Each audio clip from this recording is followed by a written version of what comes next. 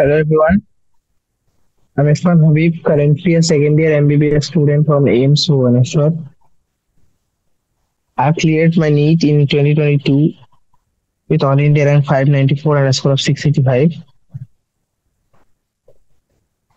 আমরা chapter number 2 যেটা হচ্ছে বায়োলজিক্যাল ক্লাসিফিকেশন বা জীবজগতের শ্রেণীবিন্যাসে মনেরা রাজ্য, প্রোটিস্টা রাজ্য, ছত্রাক রাজ্য এবং উদ্ভিদ প্রাণী রাজ্যের একটা জাস্ট ব্রিফ দেখেছিলাম।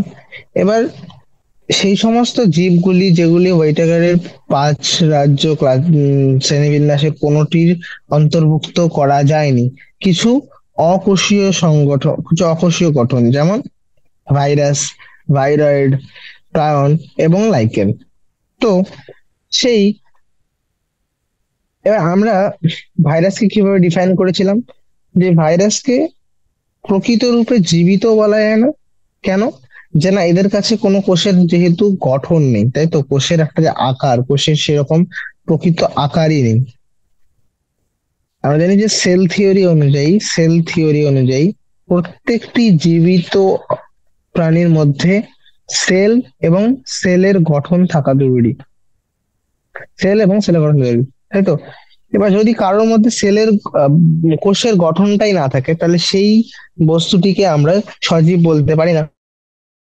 সেই লজিকে ভাইরাসকে সজীব বলা হয় না। তাহলে ভাইরাসকে কিভাবে ডিফাইন করা হয়েছে?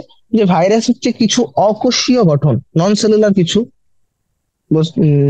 জীব, যারা যাদেরকে কিভাবে আইডেন্টিফাই করা হয় বা যাদেরকে কিভাবে জানা যায় না, এরা হচ্ছে একটা ক্রিস্টাল দানাকার গঠন, যেটা সজীব কোষের বাইরে আটকে থাকে। সজীব কোষ হতে পারে ব্যাকটেরিয়া, সজীব কোষ হতে পারে একটা প্লান্ট কোষ বা অ্যানিমেল। তো যখন কোষ একটি কোষ আক্রান্ত হয়, তাই তো, অর্থাৎ এবার মনে করে একটি কোষ, এটাকে যদি ভাইরাস আক্রান্ত করে, তারপরে ভাইরাস কি করে, নিজের জিনোমটিকে তার মধ্যে এন্টার করায় এবং সেখান থেকে মাল্টিপ্লিকেশন প্রক্রিয়ায়, তাই তো, সেই ভাইরাসের জিনোমটি ব্যাকটেরিয়া বা যে হোস্ট কোষটা আছে, যে তার সঙ্গে বিভাজন হতে থাকে। এবার তাহলে এখানে যেহেতু ভাইরাসের মাল্টিপ্লিকেশন হচ্ছে বা ভাইরাস সংখ্যায় বৃদ্ধি পাচ্ছে, তাহলে কি আমরা ভাইরাসকে জীবিত বলতে পারি? কারণ কোনো জড় পদার্থ তো সেভাবে বৃদ্ধি পায় না যেভাবে এ বৃদ্ধি পাচ্ছে, কারণ একটা কোষীয় গঠনের মাধ্যমে, কোষীয় সংগঠনের মাধ্যমেই এর জিনোম সংখ্যা বা এর আহ জিনোম সংখ্যা বৃদ্ধি পাচ্ছে। তো সেখানে এই কনসেপ্টটা আসে যে ভাইরাসকে আমরা নেইদার লিভিং আবার নন নন লিভিং বলতে, তাই তো। কারণ লিভিং কোন বেসিসে বলছি না, কারণ এটা একটি অকোষীয় গঠন, কোনো কোষের গঠন নেই এতে, তাই এটি অকোষীয় গঠন বা এটা নন লিভিং। আবার লিভিং একটা পার্সপেক্টিভে, যে শুধুমাত্র এর মধ্যে মাল্টিপ্লিকেশন হয় জিনোমে। ওকে, এবার ভাইরাস কথাটি এসছে থেকে, ভাইরাস কথাটি এসছে ভেনম, অর্থাৎ বিষ। দেত্রী ইভানস্কি প্রথম কিছু অণুজীবদের শনাক্ত করেছিলেন কিভাবে, as casual organism the mosaic disease of tobacco. তিনি যখন তামাকের মধ্যে মোজাইক রোগটির আহ, কারণ খুঁজতে গেলেন, তখন সেখানে তিনি কিছু অণুজীবকে শনাক্ত করেছেন। এবার এদেরকে যখন ব্যাকটেরিয়া প্রুফ ফিল্টার মধ্যে, যেগুলো দিয়ে ব্যাকটেরিয়া পাস করতে পারে না, সে ব্যাকটেরিয়া প্রুফ ফিল্টারের মধ্যে দিয়ে পাস করানো যখন হলো সেই অণুজীব গুলিকে, দেখা গেল যে এরা পাস করে যাচ্ছে। অর্থাৎ হয়তো একটা সলিউশন ছিল, সেটাকে পাস করা হলো, দেখা গেল এই সলিউশন যেটা সেই সলিউশনটাও গিয়ে, মনে করো এই সলিউশনটি হচ্ছে যেটি তামাকের মধ্যে টোবাকো মোজাইক রোগ তৈরি করছে, সেখান থেকে আমি এক্সট্রাক্ট বা নিমজ্জিত বের করলাম, সেটাকে ব্যাকটেরিয়া প্রুফ ফিল্টারের মধ্যে পাস করানো হলো। যদি পাস করার পরেও যে ফিল্টারটা আসছে সেটিও আহ, তামাক গাছকে এফেক্ট করতে পারছে, অর্থাৎ করছে, তাহলে মনে বোঝা যাচ্ছে যে হ্যাঁ, এটা অণুজীবগুলি ব্যাকটেরিয়া প্রুফ ফিল্টারের মধ্যে পাস করছে। দ্যাট মিনস ব্যাকটেরিয়া থেকেও এদের আকার অনেক ছোট, ঠিক আছে? তো এরা দে আর স্মলার দেন ব্যাকটেরিয়া, ব্যাকটেরিয়া থেকেও আকারে অনেক ছোট। ওকে। এবার বেইজেনিক নামে একজন ছিলেন, যিনি কি করেছিলেন, তিনি প্রথম এই যে ঘটনাটা বললাম, যে বেইজেনিক কি করেছিলেন, টোবাক তামাক গাছের একটা আক্রান্ত তামাক গাছ থেকে সেই ইনফেকশন যার কারণে, যে কারণে আক্রান্ত হয়েছে, তাই তো, তিনি বললেন যে এই তামাক গাছটি যে কারণে আক্রান্ত হয়েছে, এই সুস্থ গাছগুলি যে কারণে আক্রান্ত হয়েছে, সেটি হয়তো একটি নতুন রকমের সৃষ্টিকারী জীব, যার নাম তিনি দিলেন ভাইরাস। আর এই যে ফ্লুইডটা আমি বললাম না, যে ফ্লুইডটা তিনি নিমজ্জিত করেছিলেন, সেই ফ্লুইডটার নাম দেওয়া হলো কন্টাজিয়াম ভাইবাম ফ্লুইডাম, অর্থাৎ ইনফেকশিয়াস লিভিং ফ্লুইড। এমন একটি বিষ জাতীয় ফ্লুইড, তাই তো। তো ডাব্লিউ স্ট্যানলি সবার প্রথমে তার কাজটি আসে, যে তিনি কি করেছিলেন, তিনি করেছিলেন প্রথম ভাইরাসগুলিকে প্রথম ক্লাস ক্লাসিত করেছিলেন, এবং তিনি সেই ক্লাসগুলিতে দেখিয়েছিলেন যে এই ক্লাসগুলি সাধারণত প্রোটিন দিয়ে নির্মিত, তাই তো। আরেকটা জিনিস এখান থেকে প্রুভ হয় যে ভাইরাসগুলি হচ্ছে অব্লিগেট প্যারাসাইট বা বাধ্যতামূলক পরজীবী। বাধ্যতামূলক পরজীবী এই জন্যই বলছি যে জীবিত কোষকে আক্রান্ত না করলে বা হোস্ট কোষ না থাকলে এটি একটি নন লিভিং এর মতো কাজ করে। তো এটি এমন একটি পরজীবী যেটি বাধ্যতামূলক হয়ে যায়, তাহলে যখনই কোষের ভিতরে এন্টার করে তখন লিভিং এর মতো অ্যাক্ট করছে, ঠিক আছে। কোষের বাইরে, তাই তো, মানে, হ্যাঁ, পোষক কোষ বা হোস্ট সেল রয়েছে, পোষক কোষের বাইরে এটি একটু অতিরিক্ত আহ পদার্থ হিসেবেই জিনগত, এমন এমন একটি জিনিস, এটি একটা জিনগত বস্তুকে বহন করছে, ডিএনএ বা আরএনএ কিছু একটা বহন করছে, যদি কোষের মধ্যে প্রবেশ করলে তবেই লিভিং এর মতো অ্যাক্ট করে বা নিজের সংখ্যা বৃদ্ধি করতে পারে।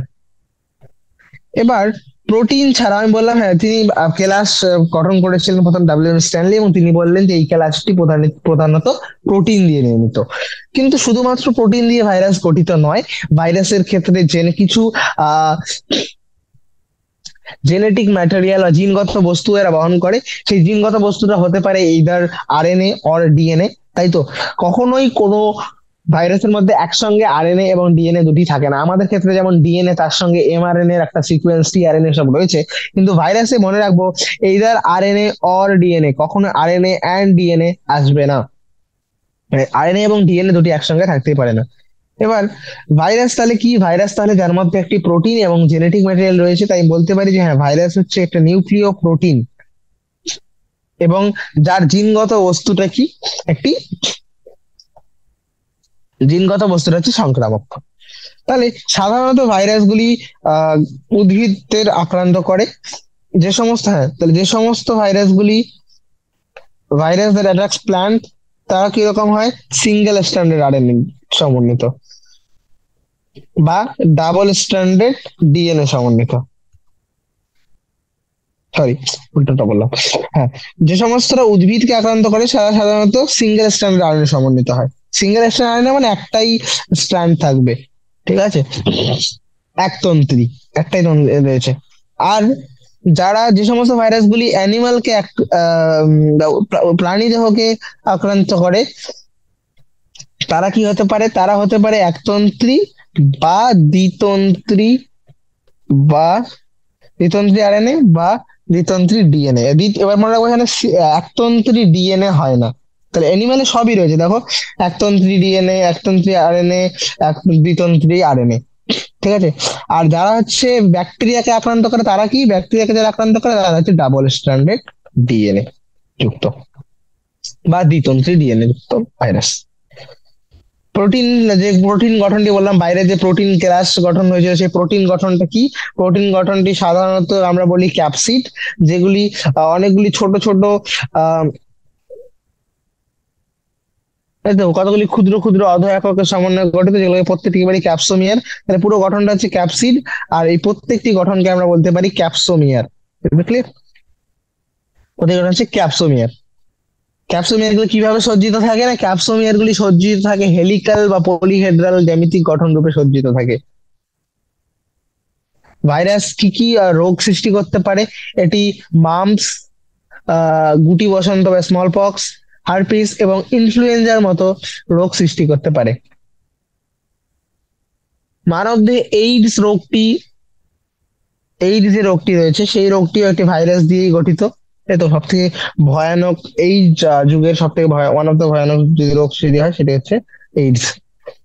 উদ্ভিদ দেহে এরা কি করতে পারে, উদ্ভিদ দেহে এরা সাধারণত এই মোজাইক, এরকম মনে রাখবো মোজাইক, জাস্ট কি করে না মোজাইক ফরমেশন করে, অর্থাৎ কুকড়ে যায়, তাই তো। সরি, মোজাইক মানে মোজাইক মানে চলো হলুদ রঙের একটা প্যাটার্ন হয়ে যায়, মোজাইক গঠন করে। লিফের রোলিং, কুকড়ে যায়। কার্লিং, ভেইন ক্লিয়ারিং মানে হচ্ছে যে শিরাগুলি রয়েছে শিরাগুলি মিশে যায়, এবং তার সঙ্গে আহ উদ্ভিদের খর্বাকৃতি হওয়া, ডোয়ার্ফিং, বৃদ্ধি পায় না আকারে, স্টান্টেড গ্রোথ, স্বাভাবিক বৃদ্ধি থেকে ব্যাহত হয়ে যাওয়া। ওকে, দ্যাটস অল অ্যাবাউট ভাইরাস। এবার ভাইরাসের মতোই আরো কিছু গঠন রয়েছে, সেগুলো হচ্ছে ভাইরাল। যেমন 1971-এ টিওডিনার তিনি একটা নতুন রকমের সংক্রামক বস্তু আবিষ্কার করলেন, যেটি ভাইরাসের থেকে আকারে ছোট, এবং কি রোগ করছিল? Potato spindle tuber disease. পটেটোর যে স্পিন্ডল রয়েছে তাতে টিউবার ডিজিজ করছিল। পটেটো স্পিন্ডল টিউবার ডিজিজের জন্য দায়ী ছিল একটি নতুন রকমের সংক্রামক বস্তু, এবং দেখা গেল এটিতে শুধুমাত্র আরএনএ রয়েছে। আরএনএটি কিরকম? ফ্রি। তাহলে আমি এখানে ক্লিয়ার করতে পারি, দেখো ভাইরাসে কি ছিল, ভাইরাসে ছিল প্রোটিন প্লাস জেনেটিক ম্যাটেরিয়াল। এবার দুটোকে যদি আমরা আলাদা করে দিই, অর্থাৎ এই আর শুধু প্রোটিন, এটা প্রোটিন, তাই তো, এটা প্রোটিন আর এটা জেনেটিক ম্যাটেরিয়াল। তো যদি জেনেটিক ম্যাটেরিয়াল একা থাকে তাহলে সেটাকে আমি বলি ভাইরাসের মতো ভাইরয়েড। আর এটা দেখো প্রায়ন। তাহলে এর যে আকারটা হবে, এর আকারটা অবশ্যই ভাইরাসের থেকে ছোট হবে, কারণ প্রোটিন গঠনটা তো নেই, শুধুমাত্র জেনেটিক ম্যাটেরিয়াল বা জিনগত বস্তুটা রয়েছে। জিনগত বস্তু রয়েছে বলে এটা এফেক্ট করতে পারে, তাই তো। এবং এটা কি, এটা সাধারণত আরএনএ হয়। তাহলে আমরা জানি প্লান্টকে যেগুলো অ্যাটাক করে সেগুলো সাধারণত সিঙ্গেল স্ট্র্যান্ড আরএনএ হয়। ক্লিয়ার? দেখো লেখা আছে আরএনএ যেটি থাকে সেটি খুবই নিম্ন বা কম আণবিক ওজন বিশিষ্ট হয়, তাই তো, সিঙ্গেল স্ট্র্যান্ড বলে। এদের ক্ষেত্রে কোনো রকম প্রোটিনের আবরণী থাকে না, তাই তো, ভাইরয়েডের ক্ষেত্রে। আর প্রায়ন কি, প্রায়নে বললাম প্রায়ন হচ্ছে শুধুমাত্র প্রোটিন, তাহলে প্রোটিন না বলে আমরা বলবো মিসফোল্ডেড প্রোটিন, অর্থাৎ প্রোটিনটা ঠিকভাবে ভাঁজ হয়নি।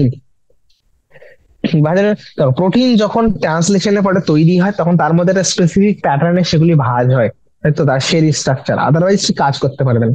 এবার এখানে যদি একটু মিসফোল্ডিং হয়ে যায় তাহলে that can act as a infection agent. Okay, তো প্রায়ন হচ্ছে বর্তমান যুগে আর আধুনিক চিকিৎসা শাস্ত্রে দেখা গেছে কিছু এমন সংক্রামক বস্তু রয়েছে যারা স্নায়ু রোগের মানে স্নায়ু রোগ তৈরি করতে পারে, স্নায়ু রোগ করে থাকে। এবং এরা সাধারণত কিভাবে ছড়ায়, এরা ছড়ায় হচ্ছে একটি আহ আ- অস্বাভাবিকভাবে ভাঁজযুক্ত প্রোটিন দ্বারা গঠিত। হ্যাঁ, এবং এদের যে বাহকটি রয়েছে, বাহকটি গঠনটা অনেকটা ভাইরাসের মতোই, কারণ দেখো শুধু বাইরেটাই তো একদম প্রোটিন থাকবে, তাহলে প্রোটিন দেখে আমি বলতে পারি ভাইরাসের মতোই, তাই তো। এদেরকে বলে প্রায়ন। এবং সব থেকে ভয়ানক যে ডিজিজটা এরা করে, যে রোগটি তৈরি করে, সেটি হচ্ছে বোভাইন স্পঞ্জিফর্ম স্যারাইড। বোভাইন অর্থাৎ কাদের মধ্যে দেখা যাবে তাহলে? এই গরু, তাই তো, বাফেলো, এদের মধ্যে। তো কমনলি একে ম্যাড কাউ ডিজিজ বলা হয়, কারণ গরুটি পাগল মতো হয়ে যায়, তাই তো। ম্যাড কাউ ডিজিজ বলে গবাদি গবাদি পশুগুলির মধ্যে হয়। এবং এরকমই একই রকমের স্নায়ু রোগ মানব দেহ দেখা যায়, যেটা প্রায়ন দিয়ে গঠিত, সেটা হচ্ছে ক্রুপস জ্যাকব ক্রুসফেল্ড জ্যাকব ডিজিজ, এটাকে বলে ক্রুসফেল্ড জ্যাকব ডিজিজ, সিজেডি।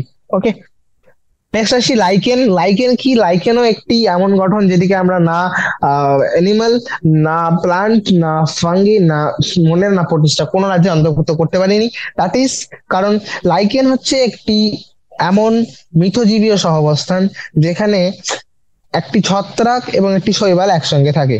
এবার এর যে শৈবাল অংশটি রয়েছে সেটিকে আমরা বলি ফাইকোবায়ন্ট। আর যে ছত্রাক অংশটি রয়েছে, ছত্রাক কথাটা আসলে মাইসেলিয়াম আসে, তো মাইক্রোবায়োন্ট। আর শৈবালে আমরা ফাইসি ফেরম পরিচালিত ফাইকোবায়োন্ট। ওকে, এবার সেটা সাধারণত কি রকমের হয়, এরা এদের এবার এদের মধ্যে যে ফাইকোবায়োন্ট বা শৈবাল রয়েছে সেটি হচ্ছে স্বভোজী, আর যে ছত্রাক অংশটি রয়েছে সেটি হচ্ছে পরভোজী। তো এরা কি করে, যে অ্যালগি পার্টটা রয়েছে, সবুজই রয়েছে, সে কি করবে, খাবার তৈরি করবে সালোক সংশ্লেষের মাধ্যমে, এবং সেই খাবারটি নিজের জন্য তৈরি করবে এবং ছত্রাককেও দেবে। ছত্রাক অন্যদিকে কি করবে, ছত্রাকের কাছে যেহেতু মাইসেলিয়াম বাগেরা বাগেরা রয়েছে, তো এ সারফেস এরিয়া ইনক্রিজ করে বিভিন্ন রকম পুষ্টিদ্রব্য এগুলিকে শোষণ করতে পারে, এবং শোষণ করার পরে তার এই তো জলগুলিকে, জল এবং অন্যান্য নিউট্রিয়েন্ট গুলি কাকে সাপ্লাই করছে, অ্যালগিকে, যাতে সে নিজের সালোকসংশ্লেষ করতে পারে এবং বৃদ্ধি করতে পারে। তো লাইকেনের মধ্যে, এদের মধ্যে এত পারস্পরিক সহাবস্থান এতটাই নিবিড় হয় যে বাইরে থেকে পর্যবেক্ষণ করে আমরা বলতেই পারবো না যে এটা আলাদা আলাদা অর্গানিজম। ঠিক আছে? তো একদম দেখে মনে হয় একটা একটাই অর্গানিজম, কারণ অ্যালগি এবং ফাঙ্গি এত কাছাকাছি অবস্থান করে। ওকে। আর লাইকেন গুলি সাধারণত খুবই ভালো দূষণ নির্দেশক, কারণ এরা দূষিত পরিবেশের মধ্যে বসবাস করতে পারে না। Lichens are good pollution indicator, কারণ they don't grow in polluted area. দূষিত অংশে এরা জন্মায় না, তাহলে যে অংশে আমরা দেখছি লাইকেন জন্মাচ্ছে না, দ্যাট মিনস সেই অংশটি অনেক বেশি দূষিত। তো that's all about this chapter. এবার অনুশীলনী যদি দেখি, অনুশীলনীতে যেটা আছে সেটা হচ্ছে discuss how classification system have আন্ডারগন several changes over a period of time. সময়ের সাথে সাথে কিভাবে শ্রেণীবিন্যাস পদ্ধতিগুলি বহু পরিবর্তন সাধিত হয়েছে। তো আমরা জানি যে মানুষ, আমরা যত বেশি শ্রেণীবিন্যাসের ভিত্তি যখন চেঞ্জ হয়েছে, তখন শ্রেণীবিন্যাস পদ্ধতি চেঞ্জ হয়েছে, তাই তো? তো কিভাবে কিভাবে হয়েছে, প্রথম ভাগ করার চেষ্টা করেছিলেন বিভিন্ন, প্রথমে মানুষ কি করতো তাদের ইউজেস এর ভিত্তিতে, তাই তো? Weather it can be used as food, তাই তো, খাবার হিসেবে নাকি আশ্রয় হিসেবে, নাকি ফুড শেল্টার ড্রেস, তাই তো, এইভাবে আগে করা হতো। কিন্তু পরবর্তীতে যখন তাই তো, প্রথমের দিকে সেরকম ভাবে কোন রকম নিজের অন দ্য বেসিস অফ কিছু, on the basis of usages, মানুষ কিভাবে সেটাকে ব্যবহার করছে তার ভিত্তিতে ভাগ করা হয়েছিল। কিন্তু প্রথম একটি সাইন্টিফিক ক্লাসিফিকেশন দিয়েছিলেন, সেটা হচ্ছে অ্যারিস্টটল। ফার্স্ট সাইন্টিফিক ক্লাসিফিকেশন দিয়েছিলেন। তিনি কি করেছিলেন, তিনি প্লান্টকে তিনটি ভাগে ভাগ করেছিলেন based on morphological characters. Trees, তাই তো, বৃক্ষ, আহ shrubs and herbs, অর্থাৎ বৃক্ষ, গুল্ম আর তৃণ। আর অন্যদিকে অ্যানিমাল বা প্রাণীগুলিকে তিনি ভাগ করেছিলেন লাল রক্তযুক্ত এবং লাল রক্তবিহীন, ইনাইমা অ্যানানিমা। তারপরে অ্যারিস্টটলের পরে সেখানে আসলেন লিনিয়াস, যিনি দিলেন দুই রাজ্য শ্রেণীবিন্যাস, টু কিংডম ক্লাসিফিকেশন। মধ্যে ভাগ করেছিলেন প্লান্ট এবং অ্যানিমাল। তার বেসিস ছিল মোস্টলি সেল ওয়ালের গঠনে যায়নি তিনি, সেল ওয়ালের উপস্থিতি, তাই তো। তারপর হচ্ছে সেল ওয়ালের উপস্থিতি, এই সমস্ত কিছু বাইরের বাহ্যিক ক্যারেক্টারই তিনি দেখেছিলেন, মরফোলজিক্যাল ক্যারেক্টারই মেইনলি ফোকাস করা হয়েছিল। ঠিক আছে? কিন্তু এর একটা ড্রব্যাক ছিল যে এখানে ফটোসিনথেটিক অ্যান্ড নন ফটোসিনথেটিক একসঙ্গে রাখা হয়েছিল, এখানে অটোট্রফিক অ্যান্ড নন অটোট্রফিক কে একসঙ্গে রাখা হয়েছিল, মানে হেটারোট্রফিক কে একসঙ্গে রাখা হয়েছিল। ঠিক আছে? যারা খাবার তৈরি করবে, যারা তৈরি হয়, তারা একসঙ্গে রাখা হয়েছে। তারপর ইউনিসেলুলার এন্ড মাল্টিসেলুলার কে একসঙ্গে রাখা হয়েছিল। তারপর হচ্ছে প্রোক্যারিওট এবং ইউক্যারিওট কোষ জাতীয় জীবদের একসঙ্গে রাখা হয়েছিল। আলটিমেটলি আর এই সুইটাগার আসলেন, যিনি একটি কমপ্লিট টাইপের বলতে পারো শ্রেণীবিন্যাস দিয়েছিলেন, পাঁচ রাজ্য শ্রেণীবিন্যাস, যেটিতে তিনি মনেরা, প্রোটিস্টা, ফাঙ্গি, প্লান্টি, অ্যানিমেলিয়া পাঁচটি রাজ্যে ভাগ করেছিলেন।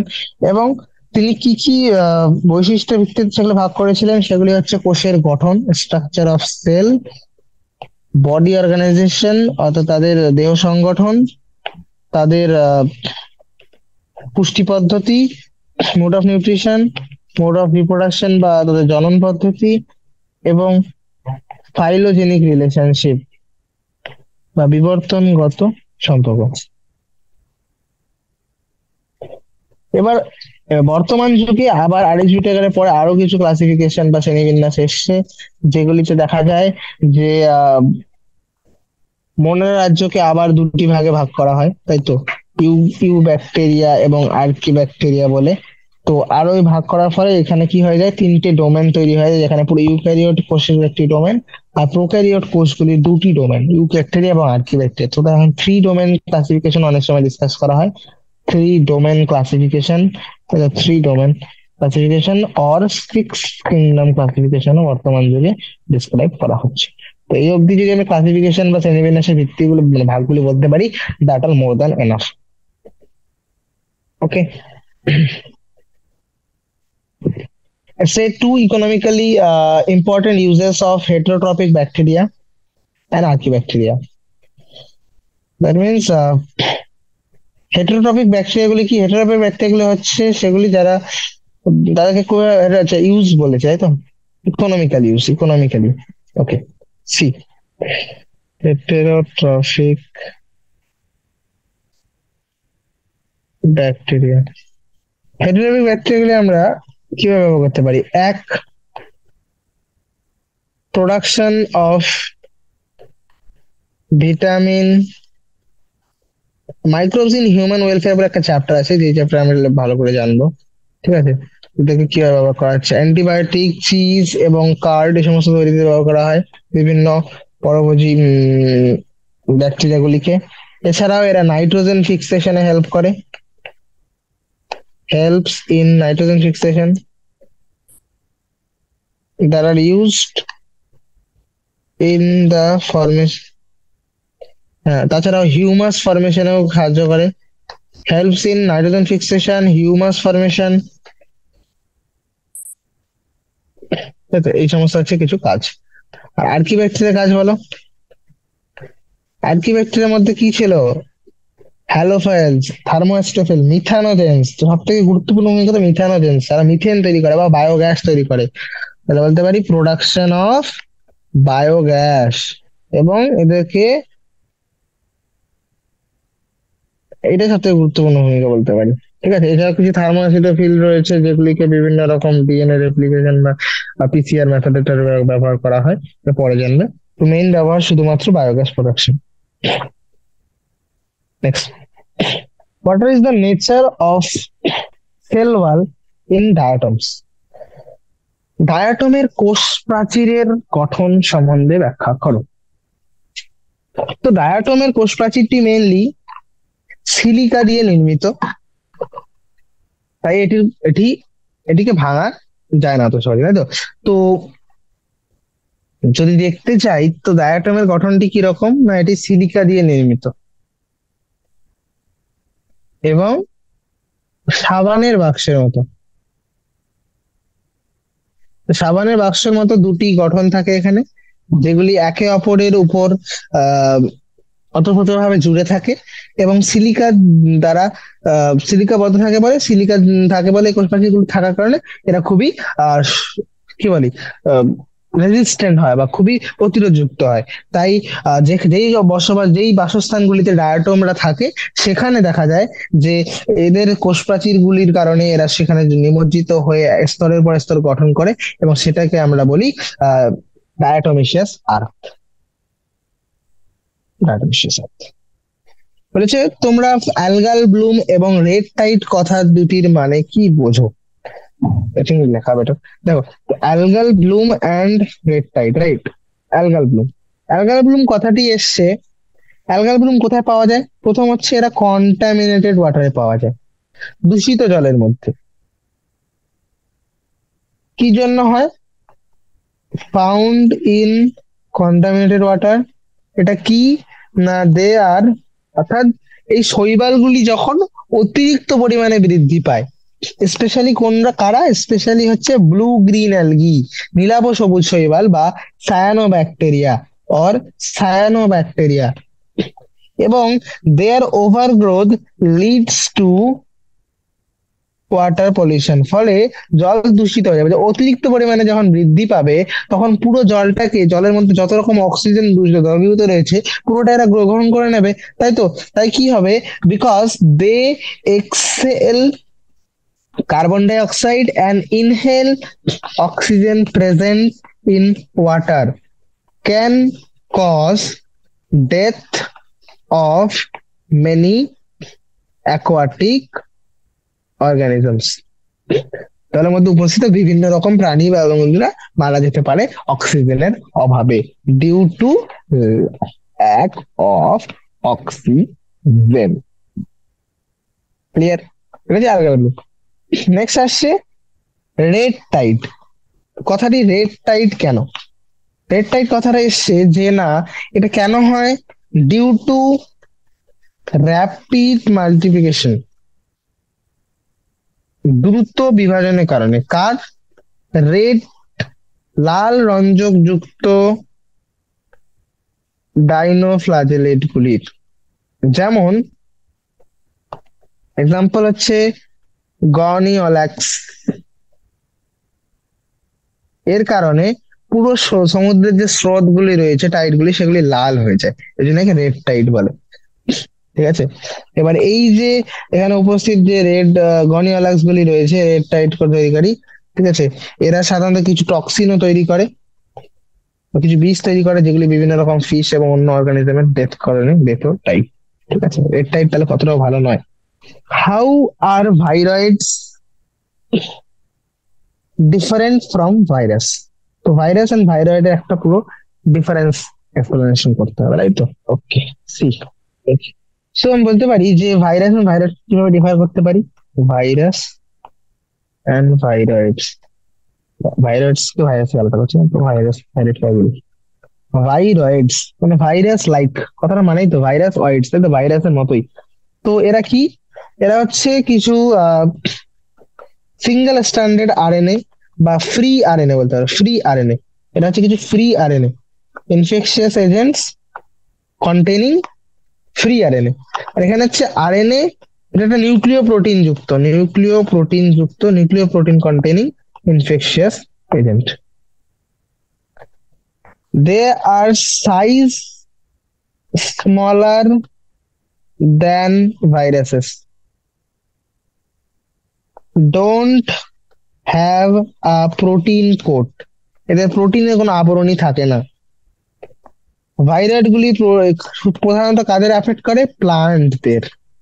অন্যদিকে virus, virus can cause to plant, animal, bacteria all. বুঝা গেছে? চল।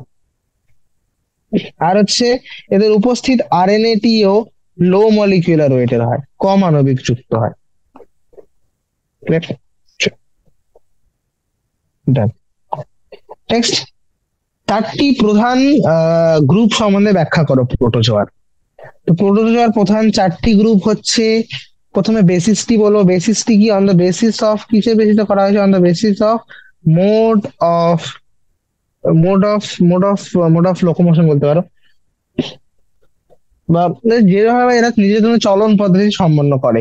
তো যাদের কাছে ফ্লাজেলা রয়েছে তাদেরকে নাম দেওয়া হয়েছে, তারা অ্যামিবার মতো, হয়তো ক্ষণপথ তৈরি করে, তাদের বলেছি অ্যামিবয়েড। কিছু রয়েছে যারা ফ্লাজেলা রয়েছে তাদের কাছে, তাদেরকে নাম দিয়েছি ফ্লাজেলেটেড প্রোটোজোয়ান্স। কিছু রয়েছে তাদের কাছে সিলিয়া রয়েছে, তাদের সিলিয়েটেড। আর কিছু রয়েছে যাদের ক্ষেত্রে সেরকম কোনো গঠন নেই, তবে এদের কোনো না কোনো কোনো একটা দশায় এরা কি করতে পারে, স্পোর তৈরি করার মাধ্যমে বিভিন্ন রোগ সৃষ্টি করে। ঠিক আছে, আচ্ছা, তাহলে এদের গঠন, এদের লোকোমোটরি অর্গান কি? ফ্লাজেলা। এদের লোকোমোটরি অর্গান কি? সিলিয়া। ওকে, সিলিয়া গুলিকে এরা কিভাবে ইউজ করে? নৌকার পালের মতো একদিকে সবগুলিকে ওড়ের মতো, নৌকার ওড়ের মতো একদিকে সবগুলো পাস করে, ফলে খাবার গুলি এসে এদের intake করে।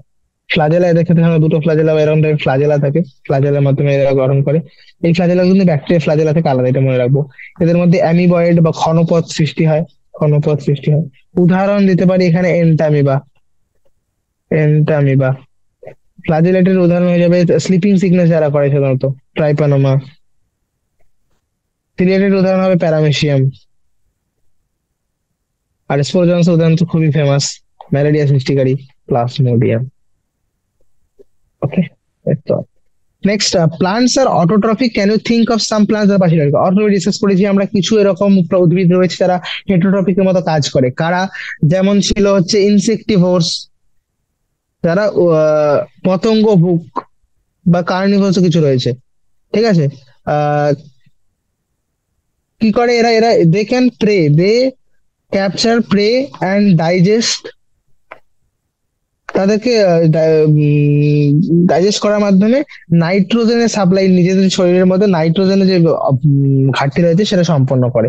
উদাহরণ হিসেবে তুমি দিতে পারো এবার এছাড়াও কিছু প্যারাসাইট রয়েছে, যেমন হচ্ছে কাসকুটা বা স্বর্ণলতা। স্বর্ণলতা একটি পরজীবী গঠন। আর এই যে ইনসেক্টিভোর বললাম, যেমন হচ্ছে ভেনাস ফ্লাই ট্র্যাপ, তাই তো, ভেনাস ফ্লাই ট্র্যাপ, এগুলো সব হচ্ছে এরকম পতঙ্গভুক উদ্ভিদ। What do the terms phycobiont and mycobiont? Phycobiont mycobiont টার্মটা আসে লাইকেনের মধ্যে। আমরা লাইকেন ডিসকাস করতে পারি যে লাইকেনের মধ্যে দুটি গঠন রয়েছে, একটা অ্যালগাল পার্ট আর একটা ফাঙ্গাল পার্ট, অর্থাৎ একটি শৈবাল এবং ছত্রাক। তো শৈবাল গঠনটি হচ্ছে ফাইকোবায়ন, আর ছত্রাক গঠনটি হচ্ছে মাইক্রোবায়ন। কাজ কি? ফাইকোবায়ন বা অ্যালগাল পার্টটা হচ্ছে ফটোসিনথেসিসের মাধ্যমে খাদ্য সংশ্লেষ, সারক সংশ্লেষ করার মাধ্যমে ফুড তৈরি করে এবং ফুড সাপ্লাই করে। আর ফাঙ্গে কি করে? এরা মাইসেলিয়ামের মাধ্যমে অ্যাবজর্ব করে ওয়াটার অ্যান্ড মিনারেল নিউট্রিয়েন্ট, যেগুলি এই ফুড প্রোডাকশনে হেল্প করে। Give a comparative account of classes of fungi under the following. চলো, মোড অফ নিউট্রিশন এবং মোড অফ রিপ্রোডাকশনের বেসিসে চারটি যে ছত্রাকের গোষ্ঠী রয়েছে সেগুলিকে ভাগ করতে, কম্পেয়ার করতে হবে। ঠিক আছে, তো আমরা প্রধানত লিখে নিই এদিকে। Okay, mode of nutrition and mode of reproduction, তো পুষ্টি পদ্ধতি এবং জনন পদ্ধতি, এদের ভিত্তিতে যদি আমি পুরো সবগুলি ফাঙ্গিগুলোকে ভাগ করি, প্রথম আসছে ফাইকোমাইসিটিস। তো ফাইকোমাইসিটিস গুলি প্রধানত স্যাপ্রোফাইট বা মৃতজীবী হয়, এবং তার সাথে এরা পরভোজী হতে পারে, প্যারাসিটিকও হতে পারে। সব ফাইকোমাইসিটিস, অ্যাস্কোমাইসিটিস, deuteromycetes and basidiomycetes. Okay, hypo, asco, basidio, deutero, অ্যাস্কোমাইসিটিস। এরা এরা এরা বিভিন্ন রকম হতে পারে। এরা হতে পারে বিয়োজক বা ডিকম্পোজার, এরা হতে পারে স্যাপ্রোফাইটিক, এবং এরা মৃতজীবী এবং পরভোজী এগুলিও হতে পারে। তাহলে এরা বিয়োজকের সঙ্গে সঙ্গে মৃতভোজী এবং তার সঙ্গে সঙ্গে পরভোজী হতে পারে। এবং আবার কিছু রয়েছে যারা কপ্রোফিলাস, অর্থাৎ গোবরের মধ্যেও জন্ম নেয়, তাই তো, এরকম রয়েছে। বেসিডিওমাইসিটিস সাধারণত কি হয়, এরা স্যাপ্রোফাইটিক, এরা হয় স্যাপ্রোফাইটিক বা মৃতভোজী। ক্লিয়ার? আর ডিউটেরোমাইসিটিস, যেগুলিকে আমরা ঠিকঠাক মানে ট্রু এটা কি গোষ্ঠী বলতে পারি না, প্রকৃত গোষ্ঠী বলতে পারি না, কারণ যেটা যখন আমরা প্রকৃত গোষ্ঠী এদের শনাক্ত করে ফেলি, আমরা আলাদা গোষ্ঠীতে অন্তর্ভুক্ত করে ফেলি। নিউট্রোমাইসিটিস গুলি সাধারণত এরা হতে পারে ডিকম্পোজার বা বিয়োজক, তো এরা একদম অনেক হচ্ছে অ্যাস্কোমাইসিসের মধ্যে, এই সমস্ত এরাগুলি। এরা বিয়োজক হতে পারে, এরা হতে পারে মৃতভোজী, এরা হতে পারে পরভোজী। কিন্তু অ্যাস্কোমাইসিসের মধ্যে কিছু রয়েছে আবার কপ্রোফিলাস, অর্থাৎ অন্য প্রাণীর গোবরের মধ্যে জন্ম নেয়, কপ্রোফিলাস। ওকে, বেসিস অফ রিপ্রোডাকশন যদি বলি, তো প্রথমে লিখতে পারি এরা অ্যাসেক্সুয়াল রিপ্রোডাকশন করে। কিভাবে? জুস্পোরের প্রেজেন্সে, যেটা মোটাইল, আর অ্যাপ্লানোস্পর, যেটি হচ্ছে নন মোটাইল। আর সেক্সুয়াল রিপ্রোডাকশন বা যৌনজনন কিভাবে সম্পন্ন করে? যৌনজনন সম্পন্ন করে এরা কনিডিয়া, সরি, এদের ক্ষেত্রে কনিডিয়া আসবে না, এদের ক্ষেত্রে আসবে এইদার কিছু similar or non similar gamete, isogamy আর অ্যানাইসোগেমির মাধ্যমে যৌনজনন সম্পন্ন করে। অ্যাস্কোমাইসিটিস এরা কিভাবে? অ্যাস্কোমাইসিটিস যে অ্যাসেক্সুয়াল স্পোর রয়েছে সেগুলি হচ্ছে কনিডিয়া। আর সেক্সুয়াল স্পোর রয়েছে, যেটার নাম হচ্ছে অ্যাসকোস্পোর। এই জন্য এর নাম হচ্ছে অ্যাসকোমাইসিটিস। বেসিডিয়ামাইসিস কি হবে? বেসিডিয়াসে যে অ্যাসেক্সুয়াল স্পোরটা রয়েছে, অ্যাসেক্সুয়াল স্পোর এদের ক্ষেত্রে নট ক্লিয়ার দ্যাট মাচ, ঠিক আছে। এদের ক্ষেত্রে অ্যাসেক্সুয়াল রিপ্রোডাকশনটা প্রধানত কিভাবে হয় না, দুটো সোমাটিক স্ট্রাকচারের ফিউশন হয়, সোমাটিক স্ট্রাকচারের ফিউশন হয়। অ্যান্ড ভেজিটেটিভ রিপ্রোডাকশন কিভাবে হয়? বাডিং এর মাধ্যমে, বার তৈরির মাধ্যমে। আর সেক্সুয়াল রিপ্রোডাকশন যৌনজনে সম্পন্ন হয় বেসিডিওস্পোরের। লাস্ট আসি ডিউটেরোমাইসিটিস। এদের ক্ষেত্রে আমরা শুধুমাত্র অ্যাসেক্সুয়াল এবং ভেজিটেটিভ রিপ্রোডাকশন জানি, sexual reproduction is not yet discovered. যেহেতু এখন আবিষ্কার করা যায়নি, তাই এদেরকে ডিউটেরোমাইসিটিস বলছি। ক্লিয়ার? অ্যান্ড অ্যাসেক্সুয়াল রিপ্রোডাকশন কিভাবে সম্পন্ন করে? অ্যাসেক্সুয়াল রিপ্রোডাকশন এটা সাধারণত কর্নিডিয়াই দেখা যায় এদের। Clear? That's all about various type of fungus. Next আসছে, what are the characteristic feature of euglenoids. ইউগ্লিনয়েডদের ক্যারেক্টারিস্টিক ফিচার বলো। ইউগ্লিনয়েডস, ইউগ্লিনয়েডস একটা স্ট্রাকচার ছিল যে আমরা ইউগ্লিনয়েডসে বলেছিলাম, প্রথম পয়েন্ট হচ্ছে অ্যাবসেন্স অফ সেল ওয়াল। এদের ক্ষেত্রে কোষ প্রাচীর নেই, অ্যাবসেন্স অফ সেল ওয়াল। দেন এদের বডিটা অনেক বেশি ফ্লেক্সিবল। কেন? কারণ এদের ক্ষেত্রে প্রোটিন নির্মিত একটা গঠন থাকে, যেটাকে আমরা বলি পেলিকাল। ঠিক আছে, দুটো ফ্লাজেলা পাওয়া যায় যারা ডিফারেন্ট দৈর্ঘ্যের, ভিন্ন দৈর্ঘ্যের হয়ে থাকে। ঠিক আছে, two flagella that are different length of different length. এরা সাধারণত অটোট্রফিক হয়ে থাকে, এরা সাধারণত স্বভোজী, কিন্তু পরভোজীর মতেও কাজ করতে পারে যখন অ্যাবসেন্স অফ সানলাইট, যখন সূর্যালোকের উপস্থিতি ঠিকভাবে, যখন সূর্যালোক অনুপস্থিত, সেই অবস্থায় এরা পরভোজী রূপে কাজ করতে, পরভোজী রূপে থাকতে পারে, বা শিকার গ্রহণ করে নিজেদের পুষ্টি সম্পদ। এবার লাস্ট হচ্ছে যে ভাইরাস গুলির গঠন সম্বন্ধে একটু ব্রিফ আইডিয়া দাও, and nature of genetic material, also name 4 common viral diseases. তো ভাইরাস অলরেডি বললাম যে ভাইরাস হচ্ছে একটা নিউক্লিয় প্রোটিন গঠন। তাহলে এর মধ্যে একটি প্রোটিন জাতীয় বাইরের প্রোটিন আবরণ রয়েছে, যেটিকে আমরা বলি ক্যাপসিড, এবং এর প্রত্যেকটি অধ একককে বলা হয় ক্যাপসোমিয়ার। আর এর মধ্যে নিউক্লিয়ার প্রোটিন বা যে জিনগত বস্তুটি থাকে, যার কারণে বেশি নিজের বংশবিস্তার সম্পর্ক, মানে নিজের সংখ্যা বৃদ্ধি করতে পারে, either DNA or RNA. DNA or RNA, কখনোই ডিএনএ অ্যান্ড আরএনএ হবে না। এবার যারা প্লান্টকে এফেক্ট করে তাদের ক্ষেত্রে সিঙ্গেল স্ট্যান্ডার্ড আরএনএ, যারা ব্যাকটেরিয়াকে করে তাদের ক্ষেত্রে ডাবল স্ট্যান্ডার্ড ডিএনএ, আর যারা অ্যানিমালকে করে তাদের ক্ষেত্রে single standard and double standard RNA আর ডাবল স্ট্যান্ডার্ড ডিএনএ হয়। চারটি কমন ভাইরাল ডিজিজের নাম বলো। তো এ আসবে influenza, mumps, small pox, rabies, herpes, AIDS.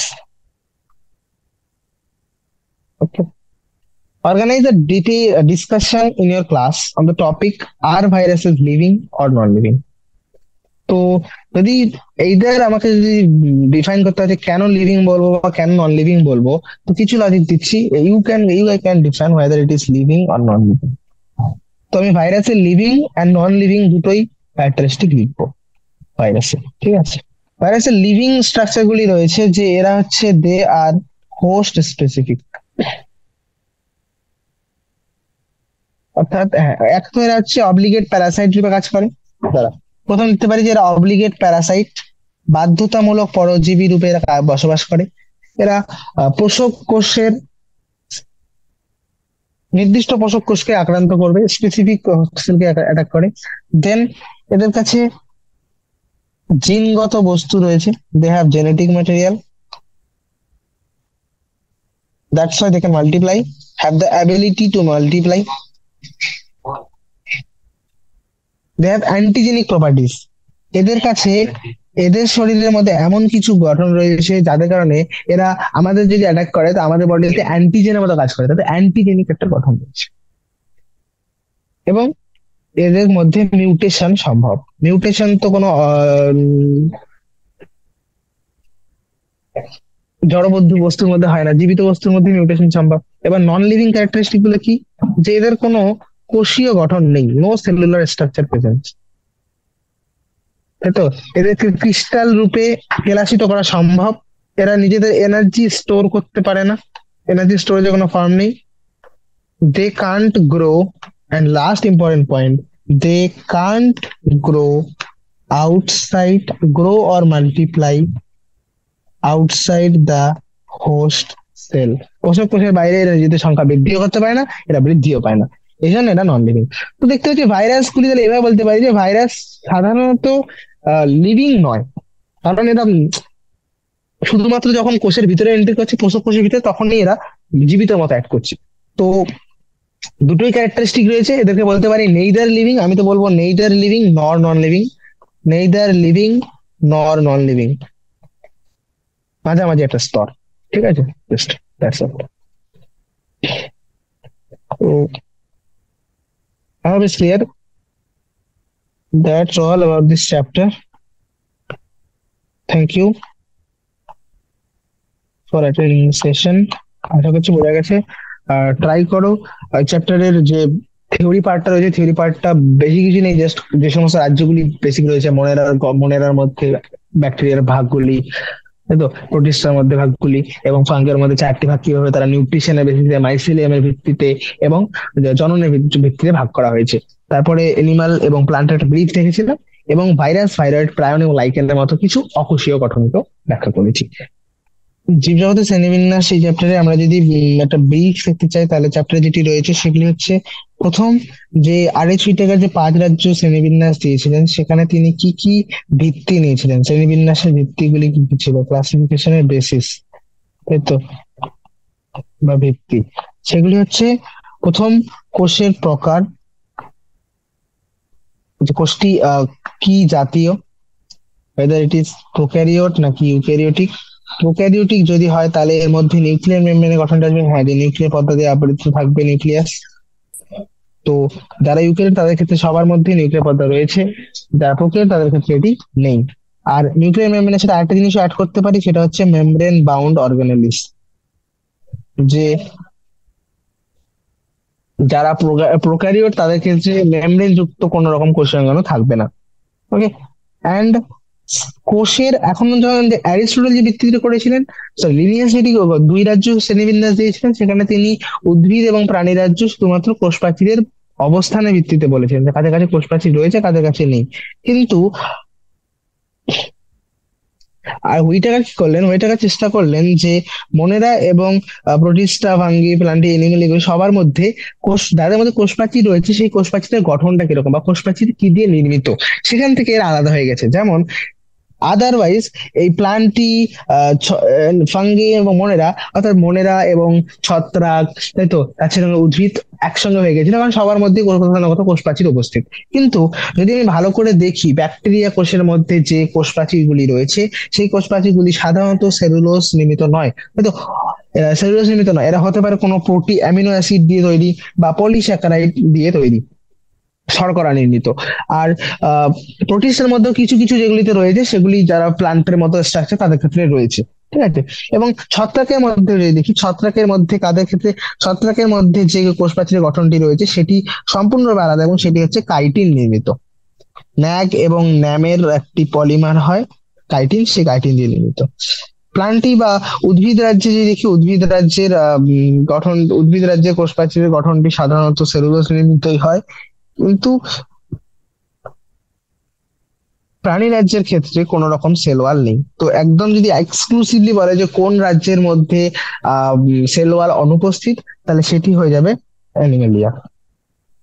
ওকে, next, body organization. Body organization already আমরা পড়েছি, যে যখন কোনো একটি জীব যদি সেটি এককোষীয় হয়, তাহলে এককোষীয় হলে এবং সেটি যদি লিভিং হয়, তাই তো, তো সেল থিওরি অনুযায়ী আমরা জানি যে cell is capable of doing all the activities of a living organ. একটা বস্তুর জীবিত থাকার জন্য যে সমস্ত কাজের জরুরি, সেগুলি কোষ করতে সক্ষম, তাই তো।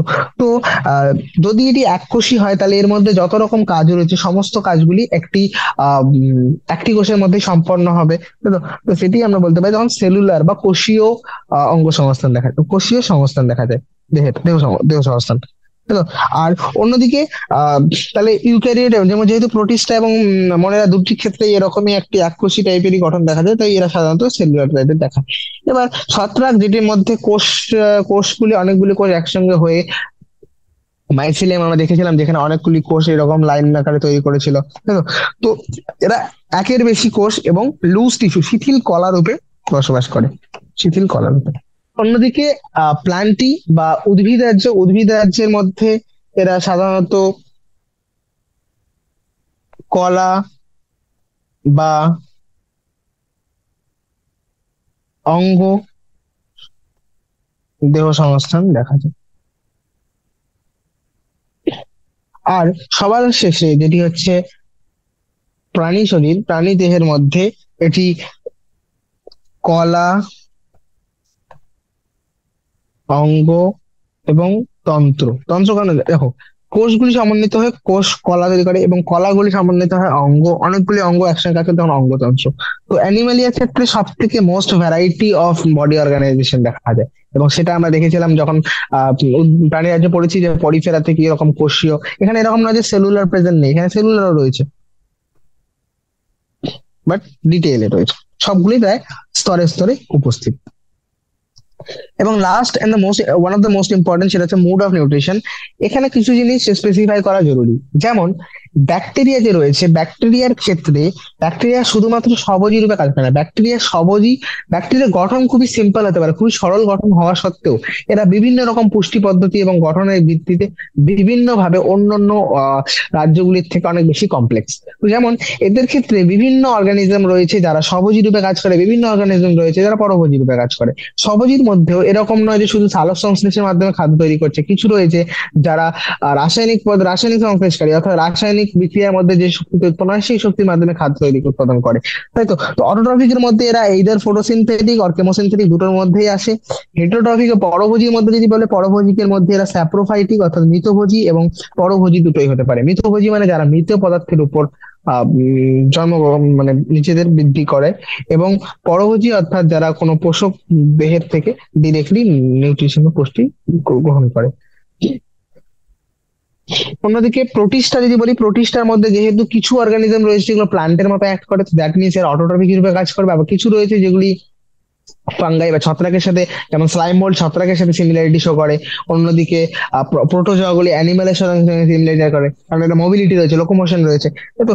তো ওই এই বেসিসে এদেরকে বলা যেতে পারে যে হ্যাঁ এরা অটোট্রফিক। তো অটোট্রফিকের মধ্যে যেহেতু প্লান্টের মধ্যে, তাই ফটোসিনথেটিক দেখা যাবে মেইনলি, আর হেটারোট্রফিক গুলি সমস্যা শো করে। ছত্রাকগুলি সাধারণত সম্পূর্ণরূপে হেটারোট্রফিক হয়, কোনো ছত্রাকই অটোট্রপিক না, সবগুলি হেটারোট্রপিক। ছত্রাক এবং অ্যানিমালিয়া দুটোই heterotrophic, complete heterotrophic. Okay, and in case of ছত্রাক এটা হচ্ছে হেটারোট্রপিকের মধ্যে স্যাপ্রোফাইটিক এন্ড প্যারাসিটিক অর্থাৎ মৃতভোজী এবং পরভোজী। আর মানব শরীরে পরভোজীর সঙ্গে হলজৈবিক আছে, যেখানে এরা পুরো খাবারটিকে একবারে গ্রহণ করে। ওকে, অটোট্রফিক হচ্ছে সম্পূর্ণরূপে এক্সক্লুসিভলি প্লান্টস এর মধ্যে দেখা যায়, তবে এর মধ্যে কিছু এক্সেপশন রয়েছে। এক্সেপশন আমরা পড়েছি, এক্সেপশন রয়েছে ভেনাস ফ্লাইট্রাপ, তো যারা ইনসেক্ট পতঙ্গভুক কিছু প্রাণী রয়েছে যারা পতঙ্গগুলিকে গ্রহণ করে এবং তাদের থেকে নাইট্রোজেনের ঘাটতি সম্পন্ন করে। আর কিছু রয়েছে কাস্কটা বা স্বর্ণলতা, যেটি পরজীবীর মতো অ্যাক্ট করে। তো এইভাবে টোটাল 5 রাজ্য শ্রেণীবিন্যাস দেওয়া যেতে পারে, যেখানে আমরা টোটাল এই কিছু ভিত্তি দেখলাম। এবার আরো যেটা জিনিস জানা জরুরি সেটা হচ্ছে, এখানে আমরা যদি দেখি প্রোটোজোয়া গুলির মধ্যে 4টি ভাগ রয়েছিল, ঠিক আছে? তো সেই কোশ্চেনটা যদি একটু ডিটেলে ডিসকাস করতে যাই, যে আমি বললাম যে মোনেরা রাজ্যের মধ্যে প্রধানত 2টি ভাগ আসে, সেটা হচ্ছে ইউ ব্যাকটেরিয়া অ্যান্ড আর্কি ব্যাকটেরিয়া, তাই তো? ইউ ব্যাকটেরিয়া আর্কি ব্যাকটেরিয়ার মধ্যে ডিফারেন্স কি ছিল? ইউ ব্যাকটেরিয়া আর্কি ব্যাকটেরিয়ার মধ্যে মেইন ডিফারেন্স সেরকম প্রধানত কোনো ডিফারেন্স নেই, তবে হ্যাঁ আর্কি ব্যাকটেরিয়ার গঠনটি, সেলুলার গঠনটা খুবই ডিফারেন্ট প্রকৃতির হওয়ার কারণে এরা রেজিস্ট্যান্ট, এরা ভিন্ন রকম পরিবেশে বসবাস করতে পারে, যেখানে সাধারণত কোনো জীবিত বস্তু বেঁচে থাকা সম্ভব নয়, ঠিক আছে? আর ইউ ব্যাকটেরিয়া গুলি হচ্ছে সাধারণত এত কমপ্লেক্স স্ট্রাকচার হয় না, এদের খুবই সিম্পল টাইপের স্ট্রাকচারই হয়। এবং এদের গঠনের মধ্যে যদি ব্যাখ্যা করতে যাই, সব থেকে ডিটেলে যেটা ডিসকাস করা হয় সেটা হচ্ছে ব্লু গ্রিন অ্যালগি বা নীলাভ সবুজ শৈবাল। নীলাভ সবুজ শৈবালগুলি সাধারণত এভাবে একটি কলোনি টাইপের তৈরি করে থাকে, যেখানে একের বেশি জীবের একসঙ্গে থাকে এবং এর পুরো গঠনটা একটি মিউসিলেজিনাস বা জিলাটিন জাতীয় আবরণী দিয়ে আবৃত থাকে। এদের মধ্যে কিছু কোষ এরকম রয়েছে যারা মডিফাইড ফর নাইট্রোজেন ফিক্সেশন, এরা নাইট্রোজেন আবদ্ধীকরণ করতে পারে এবং এদেরকে হেটেরোসিস্ট বলে থাকে। ঠিক আছে, ওকে। অ্যান্ড মোস্ট ইম্পর্টেন্ট পার্ট যেটা আছে ব্যাকটেরিয়ার মধ্যে, সেটা হচ্ছে মাইক্রোপ্লাজমা থেকে কোশ্চেন আছে, কিন্তু মাইক্রোপ্লাজমা ব্যাকটেরিয়া থেকে অনেকটা ডিফারেন্স শো করে। কি, যে মাইক্রোপ্লাজমা খুবই ক্ষুদ্র রকমের অণুজীব, যেটি অক্সিজেনের অনুপস্থিতিতে বসবাস করতে সক্ষম এবং এদের ক্ষেত্রে কোষপ্রাচীর অনুপস্থিত। আমরা দেখেছিলাম ব্যাকটেরিয়ার ক্ষেত্রে কোষপ্রাচীর রয়েছে, যেটা নন সেলুলোজিক, অর্থাৎ এরা অ্যামিনো অ্যাসিড এবং পলিস্যাকারাইড দিয়ে তৈরি, শর্করা নির্মিত। তবে মাইক্রোপ্লাজমা রয়েছে যাদের ক্ষেত্রে এটা অনুপস্থিত। ওকে, প্রোটিস্টা রাজ্যের মধ্যে ক্রাইসোফাইট, ডাইনোফ্লাজেলেটস। ক্রাইসোফাইটের মধ্যে মেইনলি ক্রাইসোফাইটের মধ্যে ডায়াটম আসে, এবং ডায়াটমের গঠন আমরা বলে অলরেডি ডিসকাস করেছি, সাবানের বাক্সের মতো, যেখানে সিলিকা দিয়ে আবৃত থাকে। ওকে, তাই এরা যেখানে সঞ্চিত হয়ে যায় সেই পুরো রাশিটাকে বলে ডায়াটোমেসিয়াস আর্থ। আর এই ডায়াটোমেসিয়াস আর্থ গুলি খুবই দানাদার হয় বলে একে আমরা পলিশের কাজে, তাই তো, আহ পরিষ্কার করার কাজে, সাফ করার কাজে, তো অয়েল এবং সিরাপ পরিষ্কার করতে হেল্প করি, কাজ করি। তো এছাড়াও ডায়াটম গুলি, ডায়াটম যেহেতু আমি বলেছিলাম ডায়াটমটা অনেকটা সিমিলারিটি কার সঙ্গে শো করে, ডায়াটম অনেকটা সিমিলারিটি প্লান্টের সঙ্গে করে, তাই এরা হচ্ছে সমুদ্রের মধ্যে প্রধান উৎপাদক। ডাইনোফ্লাজেলের দুটি ফ্লাজেলা যুক্ত গঠন, দুটি ফ্লাজেলা একটি আড়াআড়ি ভাবে থাকে, একটি লম্বালম্বি ভাবে অবস্থান করে। রেড টাইড এখান থেকে এসেছিল, কারণ এরা শৈবালগুলি খুব দ্রুত বৃদ্ধি পায়, গনিয়ালাক্স। ঠিক আছে, এদের মধ্যে কিছু রয়েছে যারা বিষও তৈরি করে। ইউগ্লিনাইটের গঠনটা একটু ইম্পর্টেন্ট, কারণ ইউগ্লিনাইটের সেল ওয়ালের জায়গায় একটি প্রোটিন নির্মিত গঠন থাকে পেলিকাল, যার কারণে এর শরীরটা পুরো নমনীয় হয়ে থাকে, এবং দুটি ফ্লাজেলা থাকে যেগুলি সিমিলার সাইজের, একই রকমের নয়। স্লাইম মোল্ড অনেকটা ঠিক মৃতজীবী টাইপের, অর্থাৎ এরা ছত্রাককে সিমিলারিটি শো করে, তাই তো। এবং এদের মধ্যে যে স্পোর রয়েছে, এর যে রেণু রয়েছে, রেণুধর গঠনটি, সেই রেণুধর গঠনটির মধ্যে কোষপ্রাচীর উপস্থিত, তাই সেটিকে আমরা মোস্টলি মেনে নিই। এবং এদের ক্ষেত্রে আরো কিছু জিনিস দেখা যায়, যে এরা প্লাজমোডিয়ামের মতো একটা গঠন তৈরি করে। প্লাজমোডিয়াম কি না, যখন একটা মৃত পদার্থ পড়ে আছে, মৃত একটা খাবার রয়েছে, তো অনেকগুলি একসঙ্গে অ্যাকুমুলেট হয়ে যায়, অ্যাকুমুলেট হয়ে একটা পুরো গঠন তৈরি করে, যেটাকে আমরা বলি সাধারণত plasmodium. Protozoan similar with animal based on locomotionary structure, এদেরকে আমরা চার ভাগে ভাগ করি প্রধানত: amoeboid, flagellate, ciliated and sporozoans. ঠিক আছে, অ্যামিবয়েডদের ক্ষেত্রে ক্ষণপদ তৈরি হয়, উদাহরণ এন্টামিবা। ফ্লাজেলেটের ক্ষেত্রে ফ্লাজেলা টাইপের রয়েছে, এবং এরা কিছু রোগ সৃষ্টি করে, যেমন ঘুম রোগ, তাই তো, বা স্লিপিং সিকনেস। আর সিলিয়েটের মধ্যে সিলিয়া রয়েছে। সিলিয়াগুলি কি করে না, সিলিয়াগুলি নৌকার ওরের মতো কাজ করে, এরা সবগুলি একদিকে মুভ করে জলের সঙ্গে সঙ্গে খাবারকে গুলেটের দিকে ঠেলে দেয়, তাহলে গুলেট থেকে এরা নিজেদের খাবার গ্রহণ করতে পারে, সিলিপে পড়ে থাকে। উদাহরণ হচ্ছে প্যারামেশিয়াম। আর স্পোরোজোয়ান্স গুলি হচ্ছে এমন কিছু সংক্রামক রেণুধর গঠন, যে কি স্পোরোজোয়ান্স এদের জীবনের কোনো না কোনো দশায় এরা এমন একটা দশা তৈরি করে, রেণুধর দশা, যে দশাটি আহ রোগ সৃষ্টিকারী, তাই তো, সেগুলো বলে স্পোরোজোয়ান্স। উদাহরণ হচ্ছে প্লাজমোডিয়াম। ওকে, ছত্রাকের আমরা চারটি ভাগ দেখেই নিয়েছি, যে কিভাবে সবাই mode of nutrition, mode of replication বেসিসে আলাদা হয়ে থাকে। ঠিক আছে, তো এখানে জানা শুধু এটা জরুরি যে এদের বেসিস অফ ক্লাসিফিকেশন কি ছিল। আমরা দেখেছিলাম যে এরা মাইসেলিয়ামের গঠনের ভিত্তিতে, তাই তো, mode of nutrition, mode of রিপ্রোডাকশনের মধ্যে আমরা কিভাবে দিলাম, কিভাবে আমি তোমাকে বলে দিলাম যে একটির মধ্যে অ্যাসেক্সুয়াল স্ট্রাকচার রয়েছে, যে কনিডিয়া, তাহলে সেটা কার মধ্যে অন্তর্ভুক্ত হবে, সেটা অ্যাসকোস্পোরের মধ্যে অন্তর্ভুক্ত হবে, নাকি বেসিডিওস্পোর। এবার যেটা তৈরি হচ্ছে সেটা কিভাবে তৈরি হচ্ছে, এটা এক্সোজেনাসলি নাকি এন্ডোজেনাসলি।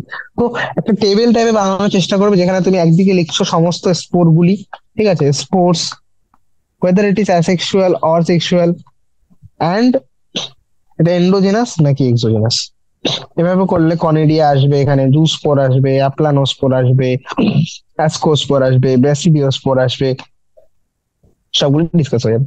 ঠিক আছে, অ্যান্ড এক্সাম্পল যদি ফাঙ্গার মধ্যে জিজ্ঞেস করতে হয়, এইদের ওরা কোনো একটা ক্যারেক্টারিস্টিক ডিসকাস করার চেষ্টা করবে, যে হ্যাঁ ব্রাঞ্চড আর মাইসিলিয়াম সঙ্গে অ্যাসকোস্পোর দেখা যাচ্ছে, বলো কোনটির মধ্যে অন্তর্ভুক্ত হবে। তো তখন তোমাকে অ্যাসকোস্পোর হিসেবে অ্যাসকোমাইসিডিস অপশনে থাকবে না, অপশনে থাকবে অ্যাসকোমাইসিডিস এর উদাহরণগুলি। যেমন এইটা আমি দিয়ে দিলাম তোমাকে স্যাক্রোমাইসিডিস, তাই তো?